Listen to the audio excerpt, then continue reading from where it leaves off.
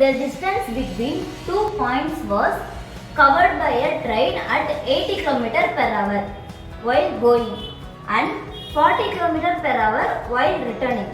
If ஒரு ரெண்டு point இருக்கு, 80 km per hourல வந்துட்டு போகுது ட்ரெயின், தென் வந்து 40 km per hourல ரிட்டர்ன் வருது. இதோட ஜேர்னி டைம் வந்து 6 hours. ஸோ டோட்டலாக அது எத்தனை கிலோமீட்டர் வந்து ட்ராவல் பண்ணியிருக்கோம் இந்த 6 ஹவர்ஸில், அதான் கொஸ்டின். நமக்கு ஆன்சர் தெரியாது, ஸோ எக்ஸ்ன்னு வச்சுக்கலாம். 80 km per hourல வந்து அது போகுது. So the answer should be divided by 80. இதில் ஆன்சர் செக் பண்ணலாம். இதில் என்ன ஆன்சர் வந்து 80 டிவைடட் ஆகும், 160.